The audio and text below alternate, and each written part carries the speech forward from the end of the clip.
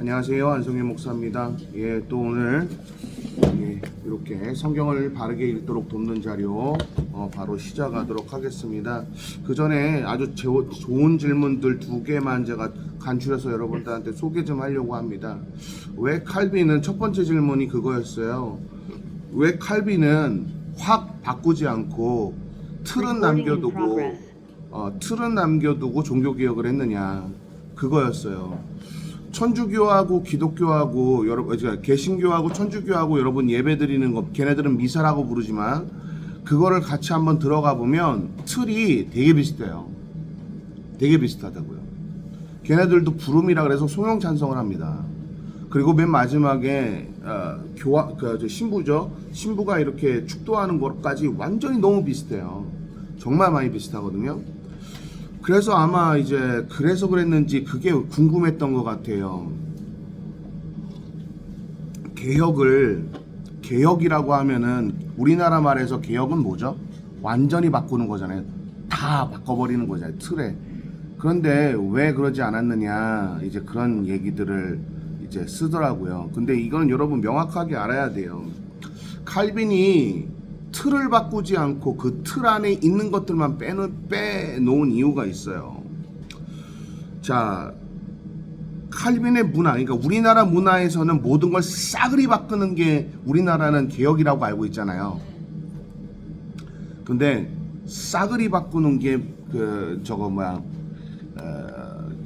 개혁이라고 칼빈 시대에 그렇게 사용하지 않았어요. 틀을 바꾸는 것은 반란이라고 여겼습니다. 틀을 바꾸는 게 뭐라고 그랬다고요? 반란이라고 여겼다고요. 왜요? 왜 그랬을까요?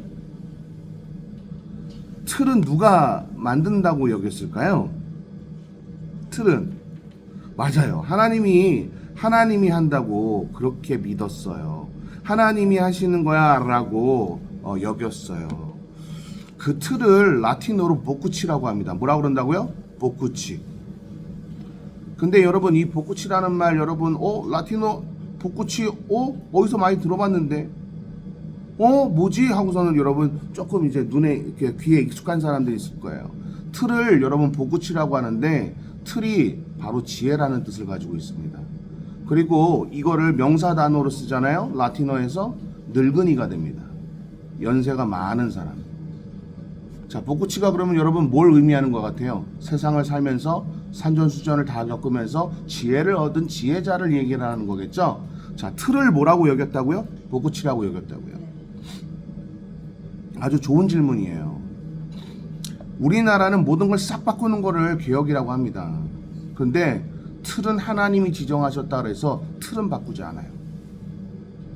그게 그때 당시 문화였어요. 칼빈 시대의 문화였다고요. 그래서 뭘 바꿨어요? 거기에 있는 요소들을 바꾸기 시작한 거예요.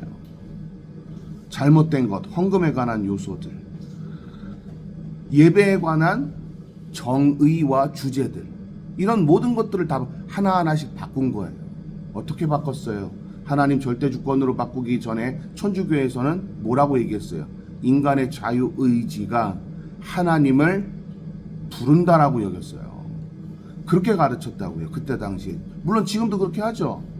천주교에서 그래서 뭐라 그래요? 다만 말씀만 없어서 내 영혼이 낫게 삼나이다. 이거 그들의 헌금 바로 직전에 하는 기도입니다. 이게 말씀만 없어서. 그리고 더 재미난 건 하나님께 요청하는 것들 있잖아요.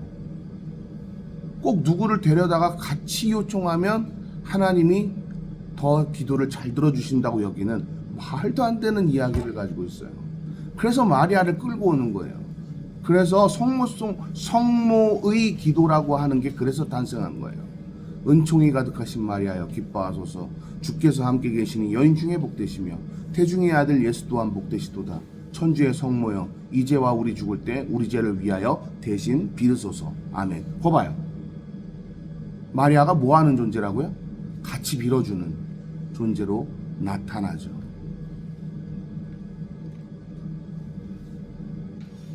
천주교의 문제는 이렇게 한두 개가 문제가 아니었어요. 왜 여러분 장로교, 특히 프로테스탄트나 청교도들은 천주교를 완전히 사이비 이단으로 여기는 이유가 바로 여기에 있어요. 하나님의 절대 주권이 아니라 그들은 뭐요? 자유, 인간을 위해서 하나님은 존재한다. 그렇게 생각하는 거예요. 근데 칼빈이 이걸 싹 바꿔버렸죠. 어떻게 해요? 인간이 하나님을 위해서 존재한다. 여러분 동의하세요? 이거 동의하지 않으면 여러분은 그리스도인이 아니에요. 여러분은 천주교인이 되는 거예요. 여러분 동의하세요? 그럼 한번 물어볼게요. 인간이 하나님을 위해 존재하는데 여러분의 기도는 어떻습니까?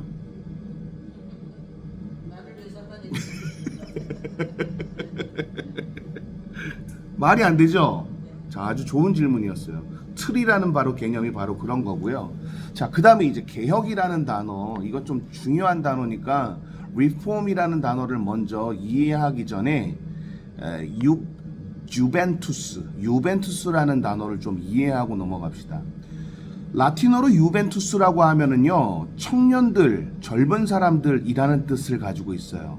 그런데 유벤티아노, 유벤티아노스, 유벤티아, 유벤제티아 이런 식으로 동사 형태로 바뀌게 되면은요, 이 해석이 아주 재밌습니다.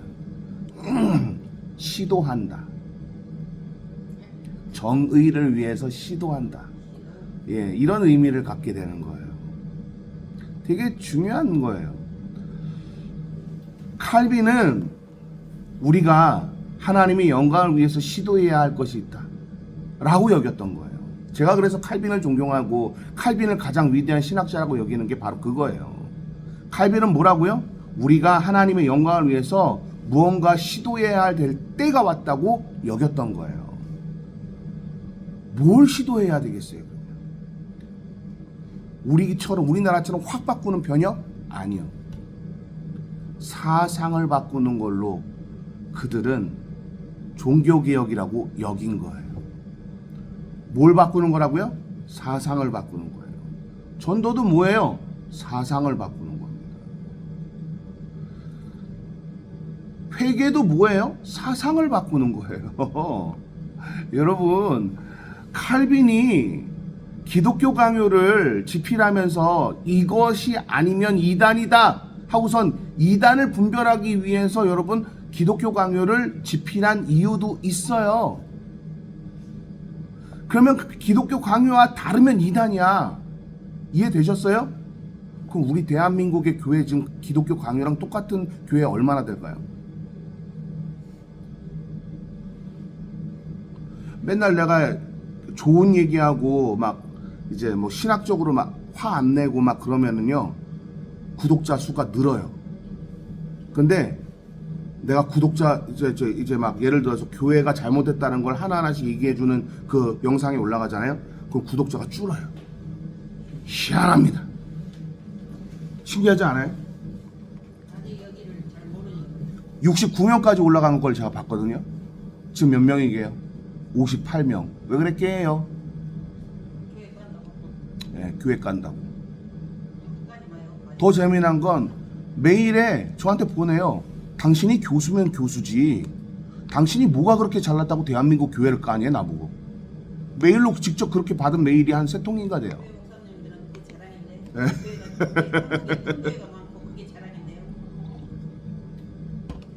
그게 패망의 길이에요. 그게. 그러니까요. 자, 두 번째 이제 두 번째 하기 전에 그 유벤투스 얘기하다가 말았죠. 그래서 여러분 그 유벤투스라는 이 개념이 동사화돼서 무언가를 자꾸 정의로운 것을 시도하다라는 의미로 바뀐 거예요. 칼빈은요, 사상을 전이시키는 것이 가장 정의롭다고 여겼어요. 다시요. 뭐 하면은 정의롭다고 여겼다고요? 사상을 바꾸는 것이 가장 정의롭다고 여겼다고요. 제가 그래서 가장 존경하는 거예요. 칼빈이 정말 위대한 신학자라는 거를 제가 그래서 아마 제가 자신 있게 얘기하는데 조직 신학 전공한 자들, 그러니까 지금 3세대 교수들 말입니다. 제 시대에 조직 신학 전공한 사람들보다 안상규와 칼빈에 관한 책을 더 많이 읽었을걸요. 제가 칼빈에 관한 논문만 100개 넘게 읽은 것 같은데. 근데 여러분 되게 재미난 건 칼빈은요, 우리가 자꾸 오해하고 바라보니까, 문자적으로만 바라보니까 문제가 되는 거예요. 단락단락을 여러분 보면 알레고리에 빠질 수가 없어요. 여러분 사람이 이렇게 말을 하잖아요. 말을 하면 이런 사람들이 있어요. 꼭 너 지금 나한테 이렇게 라고 얘기했어 라고 한 단어에 꽂혀서 그 단어만 자꾸 가지고 물고 늘어지는 놈들이 있어요. 이거 교육 제대로 받은 걸까요? 교육 제대로 안 받은 거죠. 이런 사람은 여러분 어떻게 해야 돼요? 얘라이 알레고리주의자야 하고서는 침 뱉고 떠나야 될까요? 아니, 그런 사람하고는 여러분 상종을 하면 안 돼요. 말이 안 통해요, 그런 사람들은요. 근데 여러분 지금 이제 유벤투스 이야기하다가 제가 지금 그랬는데, 칼빈이 시도하는 것은요, 사상을 변혁시키는 데에다 초점을 맞췄지 다른 것에다 맞추고서는 어떤 것들을 시도하거나 정의를 구현한다고 해서 명목상 뭐 이런 것들을 하지 않았어요. 제세례파가 왜 화형을 당하고 물에다 이렇게 빠져 죽는 그 형을 당하고 왜 그랬는 줄 아세요? 칼빈이 그럴 수밖에 없었던 가장 근본적인 이유가 있어요. 그때 당시 법이 그랬고요. 여러분 이단자들 어떻게 했어요? 화형시켰고요. 물에 수장시켰고요. 이건 칼빈이 만들어낸 법이 아니라 이미 오랜 전통으로 사상이 물들지 않도록 만들기 위한 정법이었단 말이죠. 칼빈이 그래서 살인자라고 얘기하는 감리교도 신학자들이 저한테 막 그런 얘기를 하는 거예요. 아, 난 그래서 칼빈이 너무 싫어. 그럼 제가 그래요. 너 칼빈에 대해서 성경 얼마나 읽었어? 그러면 대답 못해요. 나는 웨슬리에 관해서 저는 못해도 10권 이상 읽었거든요. 너 칼빈에 관한 책 기독교 강요라도 한 번이라도 읽어봤어? 그러면은요, 감리교 신학자 제 친구 있잖아요. 내가 누구의 또 이름 얘기하면 또 여기서 또 뭐라 하겠지? 박가놈 있잖아요, 박가놈. 그 놈이 저한테 그러는 거예요. 안 읽어봤대. 아니, 이걸 보고 왜 비판하는 거죠? 좀 제대로 읽어보고 비판해야 될 거 아니에요. 그렇죠? 그건 칼빈이 만들어 놓은 법이 아니에요. 이미 오래전부터 세워져 있는 정법이었어요. 제세례파가 종교개혁에 문제가 되겠다, 사상 전이가 사상의 어마어마한 커다란 위험 요소가 되겠다, 칼빈은 그렇게 생각했던 거예요. 그래서 종교재판을 열었던 건데, 그 종교재판 연 것도 그러면 칼빈이 죄예요?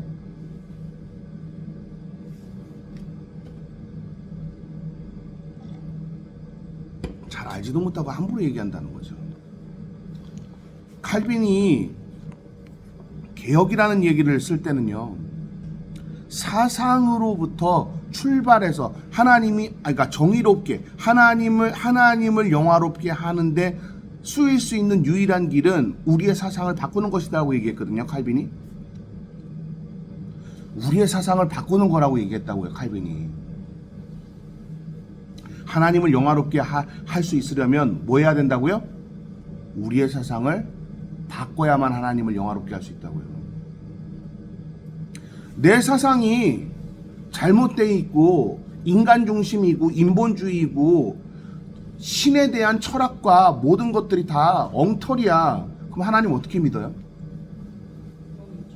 아니, 하나님을 믿을 수는 있어요. 근데 어떻게 믿겠어요? 잘못되게 믿겠죠. 그럼 그 사람 하나님이 아유 너는 믿으니까 천국 보내줄게 이럴까요?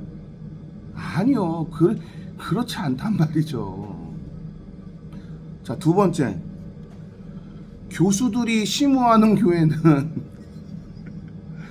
성도 수가 적다고 들었습니다.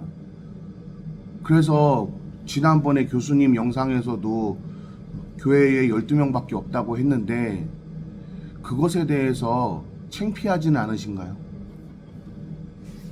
이건 안복수 목사님 한번 대답해 보세요.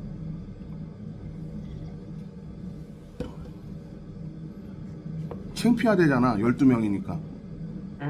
저희 그 선교도에서는 교인을 18명 한 목사님당 18에서 23명이 최대 수로 이렇게 하고 있습니다. 왜요? 그 이유는 여기 사상을 바르게 전이시키고 또 바르게 하나님의 말씀을 도전시키려면 그게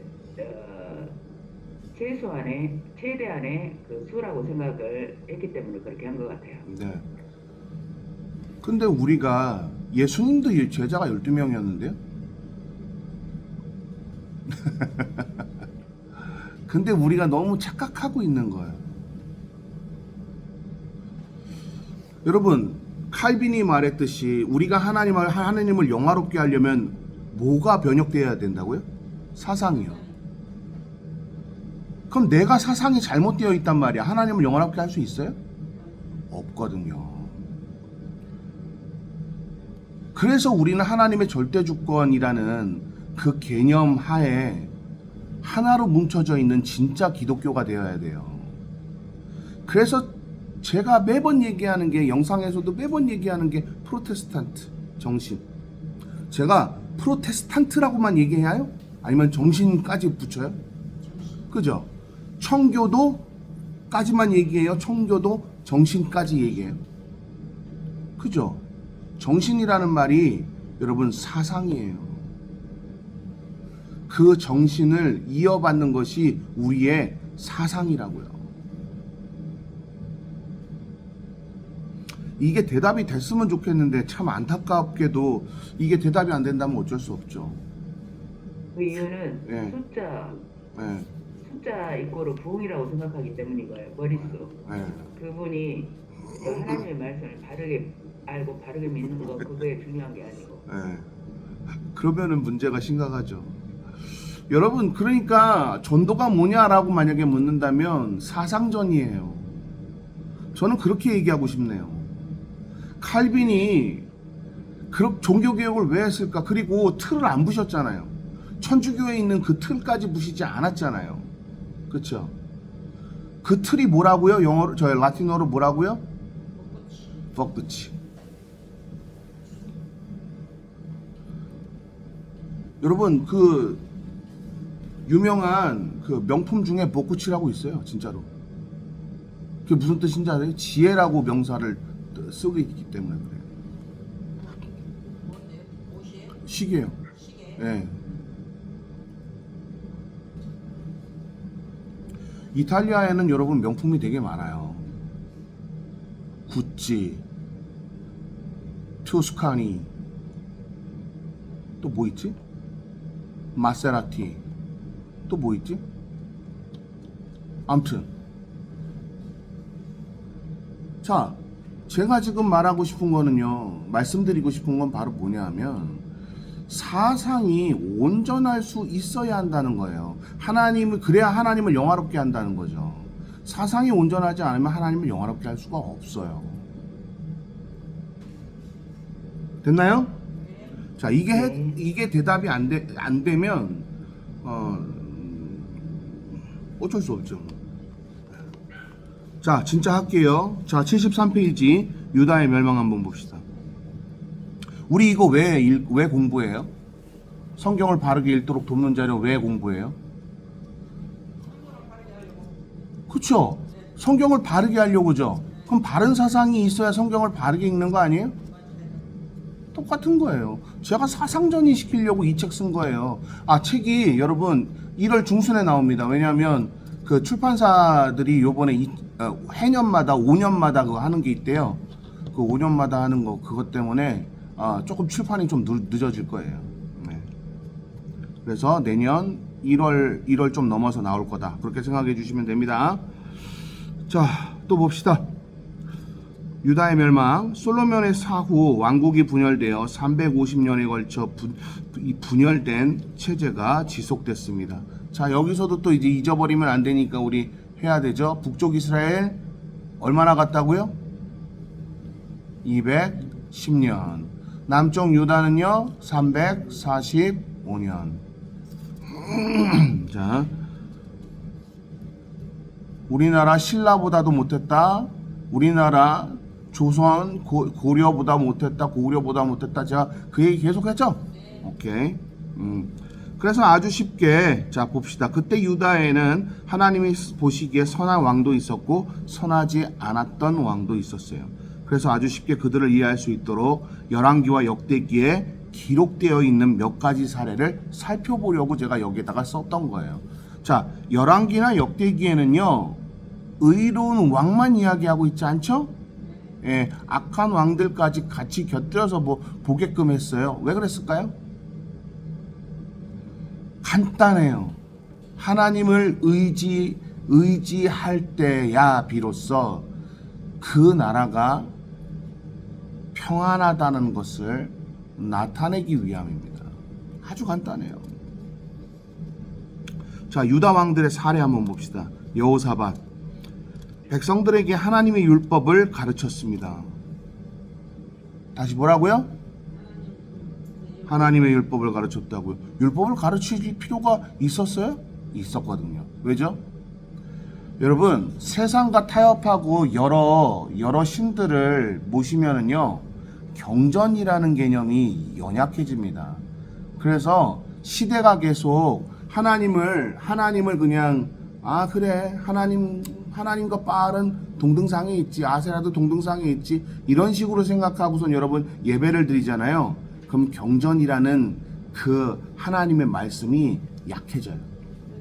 그래서 하나님의 말씀이 여기 안에 각인이 되거나 그러지 않았단 말이에요. 그러니 뭐가 사라져요? 율법 정신이 사라지는 거예요. 이해되셨나요? 그래서 율법을 가르치기 시작한 거예요. 군대와 방어 시설을 강화하고 찬양 행진을 통해 모압과 암몬을 무찌르도록 했어요. 그러니까 여러분, 하나님의 군대는요, 제바오트 야베는요, 언제나 찬양이 끊어지지 않도록 찬양을 불렀다고 합니다. 그 대부분의 찬양이 누가 만든 건지 아세요?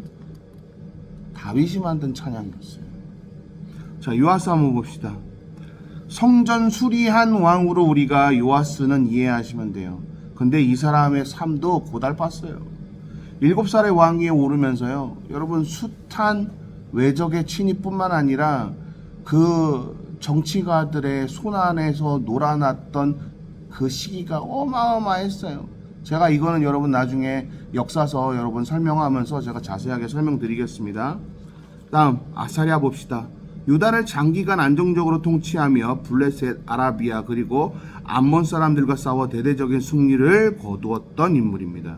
그 결과 요단강에서 남쪽 유다의 수다인 예루살렘까지 모두 뭐라고요? 수로를 설치해서 농업을 장려했다고요. 여러분, 수로가 여러분 중세시대에 나왔다며. 진화론자들이 맨날 주장하는 거 중세시대에 나왔다며. 이거 BC 500년도 안 됐는데? BC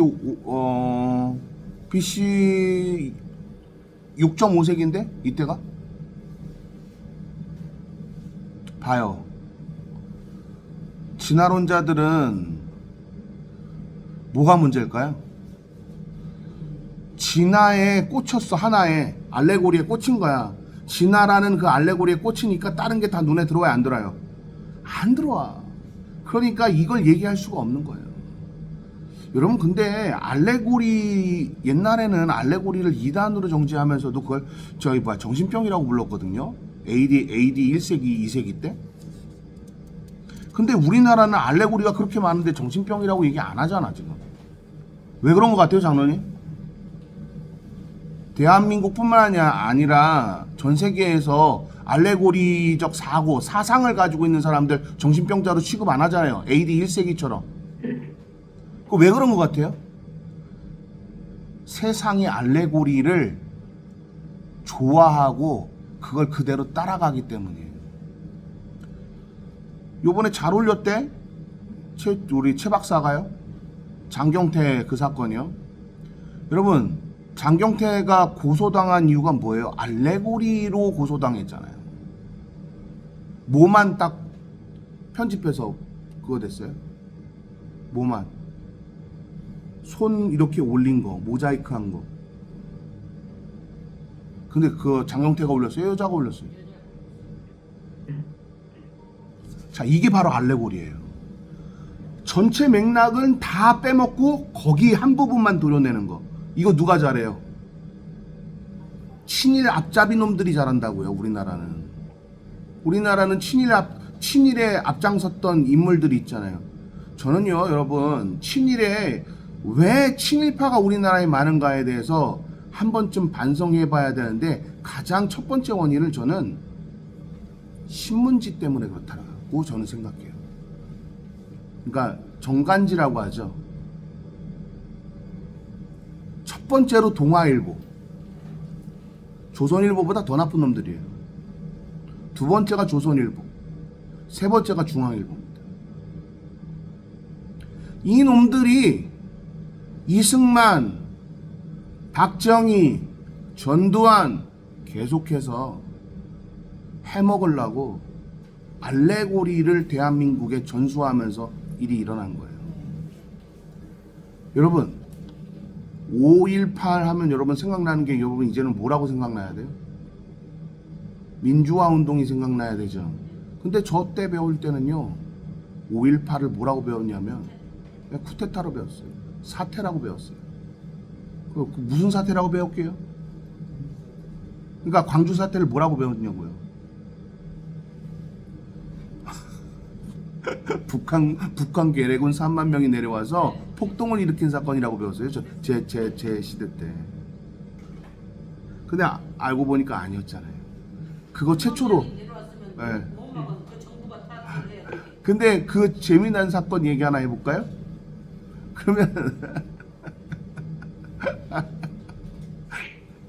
그걸 그렇게 만든, 그렇게 보도한 일간지가 있을 거 아닙니까? 그게 바로 조선일보, 동아일보, 중앙일보였고요.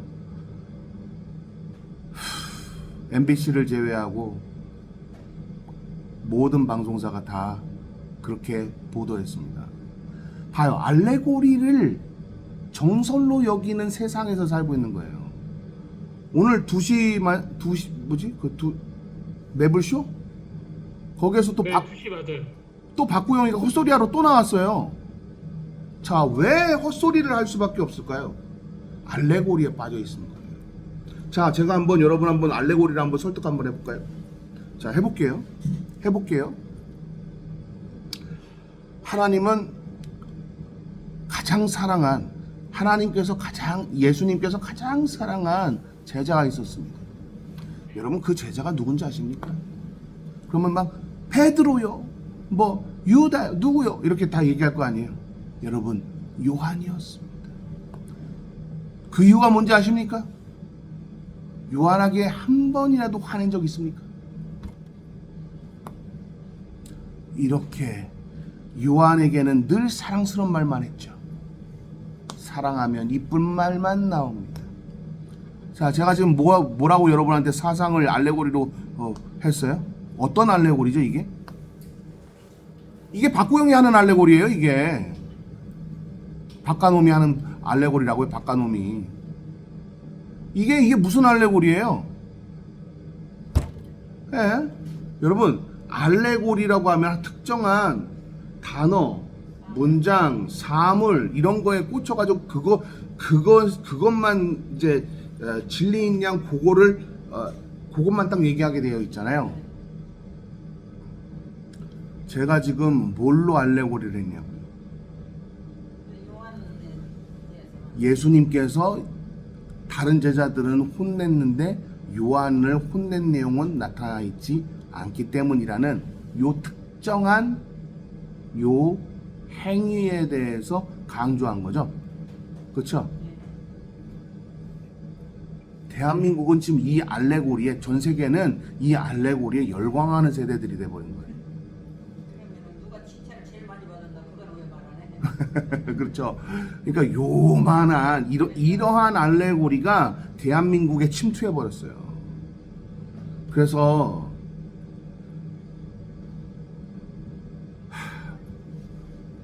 한국사 전공 김정은 교수도 제 친구잖아요. 제 친구도 그 얘기를 해요. 한국 역사를 보려면 제대로 처음부터 끝까지 봐야 되는데 어디부터 어디까지 한정해서 본다 이거야.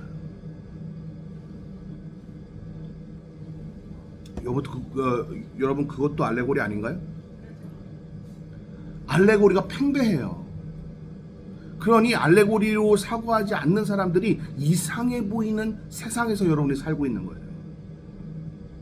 근데 여러분 AD 1세기에 알레고리주의자들 다 뭘로 됐다고요?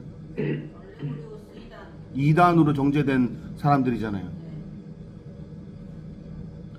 근데 우리가 여전히 알레고리에 빠져서 알레고리만 나와. 이게 이러면 어떻게 되겠어요? 죽여버려야죠. 가만 놔두질 말아야죠. 문제입니다. 지금. 근데 그들이 더 힘이 세잖아요. 그러니까요. 자, 또 봅시다. 히스기야 한번 봅시다. 히스기야는 이교 신앙을 제거하고 성전과 예배를 재조직한 인물로 우리가 역대기를 통해서 우리가 소개를 받고 있어요. 각 도성의 방비를 강화했으며 전쟁으로 인해 파괴된 수로를 예루살렘에 다시 연결한 인물입니다. 수로가 계속 있네? 그죠? 자, 이거 고고학적인 내용이에요. 수로가 뭐? 12세기 때 처음 수도가 만들어졌다고?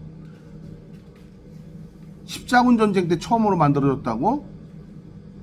자, 말도 안 되는 얘기죠. 그러니까 알레고리에 빠져 있는 사람은요, 주변 게 보여요, 안 보여요?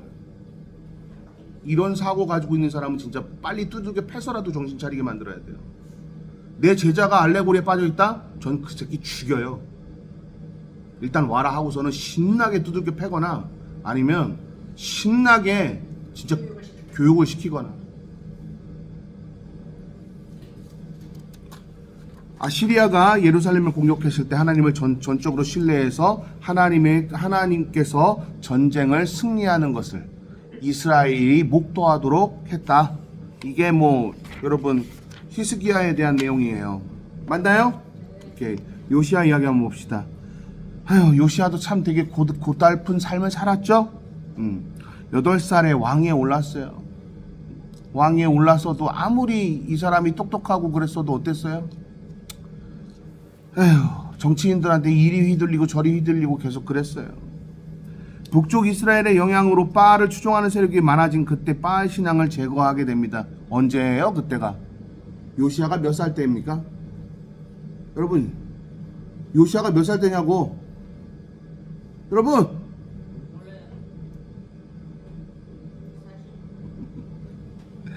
아셨죠? 그러니까 이리 치우고 저리 치우고 하면서 뭘 길렀어요? 하나님이 원하시는 방법을 계속해서 연구하고 찾았던 왕 중에 하나입니다. 그러니까 제일 많이 고생한 왕 중에 하나예요, 요시야가. 다음,